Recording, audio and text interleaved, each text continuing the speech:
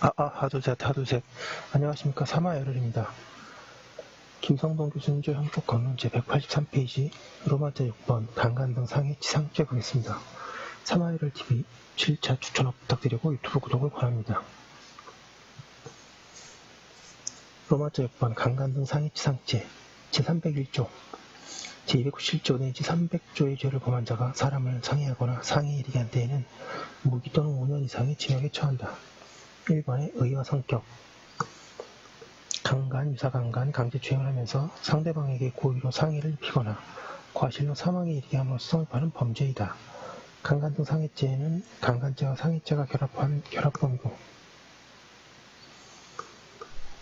가중적 구속요건이고 강간 등 치상죄는 진전결과적 가중범으로서의 가중적 구속요건이다.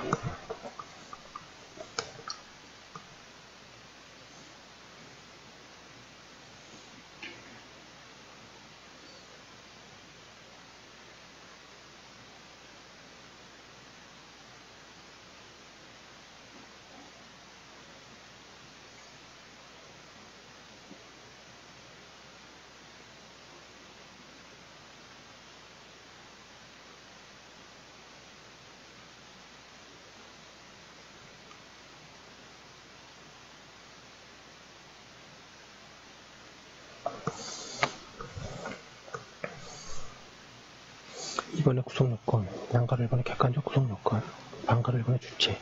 이죄의 주체는 강간죄, 유사강간, 강제추행, 준강간, 준유사강간, 준강제추행의 죄를 범한 자이다. 뒤에서 설명할 미성년자 이죄강간, 강제추행죄를 범한 자도 그 처벌에 의해 따라 이죄의 주체가 된다. 이들이 각죄의 미수에 그친 경우에도 이죄의 주체가 된다. 반가로 1번에 그 밖의 구속요건 요소. 이죄의 행위는 강간 등 상해죄의 경우에는 강간 등의 주체가 고의로 상해행위를 하여 상해의 결과가 발생하게 해야 하고 강간 등 치상죄의 경우에는 강간, 강제추행 등의 기본 범죄 행위, 과실에 의한 상해에 준한 결과 발생, 양자 사이의 형법상의 인과관계 등 결과적 가중범의 성립 요건이 요구된다.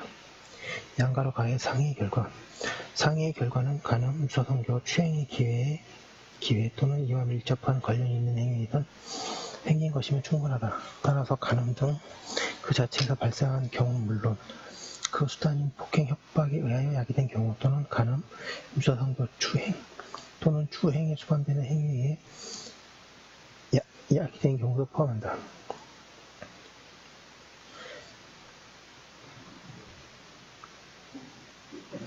양가를 나의 상해 정도. 상해 정도에 대해서는 동그라미 1번 상해와 동일한 개념으로 차등을 둘 필요가 없다는 결의 다수설과 동그라미 2번 상해죄의 상해에 대해 더 높은 정도를 요구하는 결의 상대적 상해 개념이 대립한다. 강간 등 상해 치상죄의 경우는 상 184페이지 해죄에 대해 법정형이 중요하기 때문에 이제 확대 적용을 막는다는 취지에서 구속요건 요소를 제한적으로 해석하는 후자의 결의가 강하다.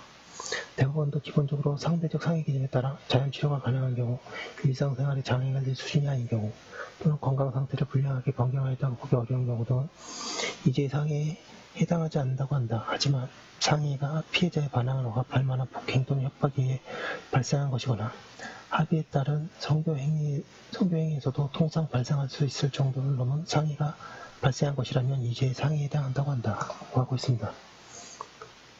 상해 인정 여부에 관한 판례사항 대법원은 동그라미 1번에 강간 도중 흥분하여 피해자의 왼쪽 어깨를 입으로 빨아서 생긴 동전 크기 정도의 반상 출혈상을 입힌 경우 동그라미 2번 강간하는 과정에서 피해자의 왼쪽 손바닥에 약 2cm 정도의 긁힌 가벼운 상처가 발생한 경우 3번은 3, 4일의 가류를 요하는 외음부 충혈과 양상박부 근육통을 입은 경우 동그라미 4번 피해자의 음모에 목은 부분을 남기고 모간 부분만을 일부 잘라냄으로써 음모의 전체적인 외관에 변형만 생긴 경우 등에 대해서는 상해를 부정하고 반면에 동그라미 1번 성경을 입는 피해자의 특이 체질로 인해 새로 생성된 천형학이 파열된 경우 동그라미 2번 여중생이 강간을 피하기 위해 몸싸움을 벌이던 중 전치 2주에 우측 슬관절 부위에 찰과상을 입은 경우 등에 대해서는 상해를 인정하고 동그라미 3번에 피고인이 피해자의 반항을 억압하는 과정에서 주먹으로 피해자의 얼굴과 머리를 때려 피해자가 코피를 흘리고 콧등이 부은 경우에는 비록 병원에서 치료비를 받지 않더라도 일상생활에 지장이 없고 또 자연적으로 취해들 수 있는 것이라 하더라도 상해에 해당한다고 한다고 하고 있습니다. 양가로 더해 형법상의 인과관계, 간음 등과 폭행, 협박, 그리고 상해의 결과 사이에 형법상의 인과관계가 있어야 한다. 따라서 강간당한 피해자가 수치심이나 임신을 피관하여 자살한 경우, 강간으로 임신되어 낙태수술이나 분만 중에 사망한 경우에는 이 시에 해당하지 않는다. 간음 등과 폭행이나 협박 등 기본 범죄 행위에서 직접 상해의 결과가 발생하지 않더라도 그러한 행위의 기회 또는 이와 밀접하게 수반되어 발생한 경우에도 형법상의 인과관계를 인정할 수 있다. 따라서 피해자가 폭행 등의 영향이나 협박 상태 또는 긴급한 위해 상태를 벗어나기 위해 도피하는 과정에서 발생한 상해의 결과도 기본 범죄로 발생시킨 위험이 실현된 것이라고 할 수 있으므로 형법상의 인과관계를 인정할 수 있다. 185페이지에 인과관계를 인정한 판례사안을 보면 동그라미 2번에 강간 범행의 와중에 피해자가 피고인의 손가락을 깨물며 반항하자 물린 손가락을 비틀며 잡아 뽑다가 피해자에게 치아 결손을 상해를 입힌 것과 같이 강간에 수반하는 행위에서 상해가 발생한 경우 인과관계 인정하였고요. 동그라미 2번에 폭행 행위로 인해서가 아니라 강간을 하려고 성의를 서입하는 과정에서 약 2주간의 외음부 좌당을 입힌 경우 인과관계를 인정한 판례사안, 인과관계를 부정한 판례사안. 동그라미 1번에 피고인과 함께 만나 놀다가 큰 저항 없이 여관방에 함께 들어간 피해자와 피고인이 화장실에 가 있어 일단 급박한 위해 사연이 벗어냈음에도 피해자가 4층에 위치한 여관방에서 창문을 통하여 아래로 뛰어내려 상해를 입은 경우. 동그라미 2번에 피고인과 피해자가 여관에 도착하여 별다른 저항이나 마찰 없이 성행위가 한 후 피고인이 잠시 방 밖으로 나간 사이에 피해자가 방문 안에서 잠그고 군의전화를 통하여 여관 종업원에게 구조 요청을 한 후 피해자의 방문 흔드는 소리에 겁을 먹고 강간을 모면하기 위하여 3층에서 창문을 넘어 탈출하다가 상해를 입은 경우 인과관계를 부정한 판례사안. 양가로 라의 기수시기 및 미수처벌, 간음 등의 기회에 상해의 결과가 발생한 이상 강간 등의 미수에 그친 경우에도 강간 등 상해죄 또는 강간 등 치상죄의 기수가 인정된다.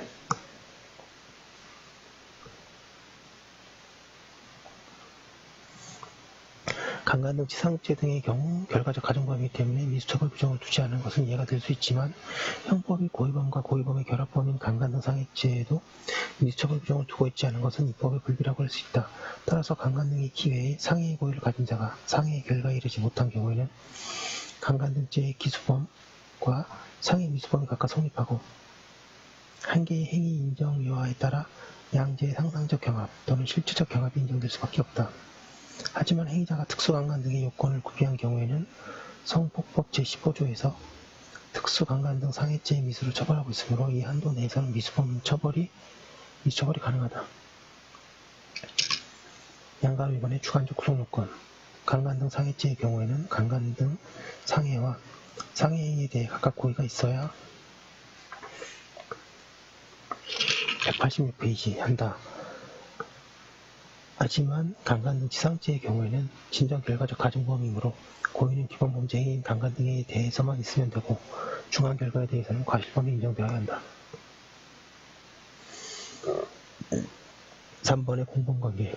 강간 등의 죄의 공동정범 중에 1인의 강간 등의 실행행위를 하는 도중에 상해의 고의를 가지고 상해의 결과를 발생시킨 때에는 다른 가담자도 이 죄의 공동정범이 될 수 있다.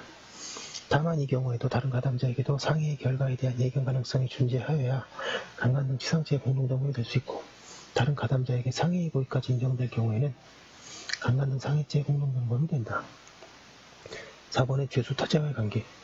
강간 행위를 종료한 이후에 비로소 상해의 고의가 발생하여 피해자를 살해한 경우에는 강간 등의 기회에 상해를 한 것이 아니기 때문에 강간 등의 죄와 상해죄의 실체적 경합을 인정하여야 한다. 강간 등으로 피해자의 상해가 이르게 한 후 다시 피해자의 고의가 생겨 피해자를 살해한 경우에는 강간 등 치상죄와 살인죄의 실체적 경합이 된다. 강간 치상죄의 범행을 한 자가 실신 상태에 있는 피해자를 구조하지 않고 방지한 경우에도 행위자에게 보호 의무를 인정할 수 없으므로 유기죄가 별도로 성립하지 않고 강간치사죄만 성립한다고 하고 있습니다.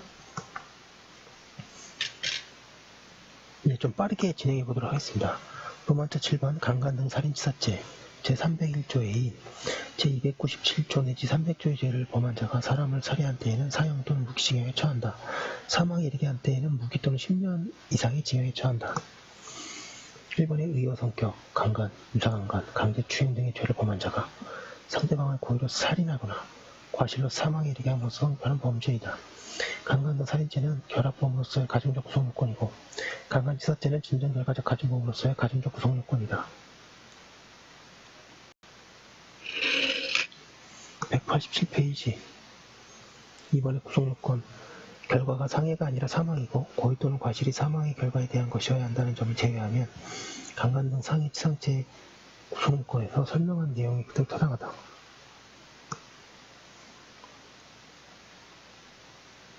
따라서 강간 피해자가 수치심과 절망감으로 음독 자살한 경우에는 강간과 자살 사이의 인과관계가 부정되지만 피해자가 강간의 위협으로부터 창문 밖으로 탈출하려다가 추락하여 사망의 결과가 발생한 경우에는 강간 미수 행위와 추락 사이의 인과관계가 인정되어 강간치사죄가 성립한다.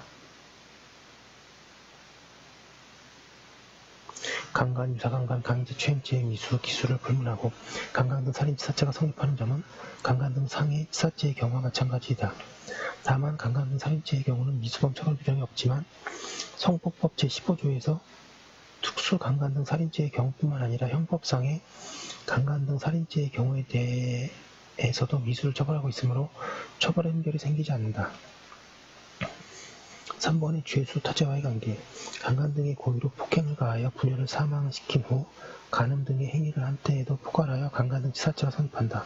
단 사망에 대한 인식이 있을 경우 사체 고의죄도 성립할 수 있다. 강간의 고의로 피해자에게 폭행을 가할 때에 이미 살해의 고의까지 있었으면 강간살인죄가 성립한다고 하고 있습니다. 여기까지 한 거 올려두고 다음 거 이어서 하도록 하겠습니다.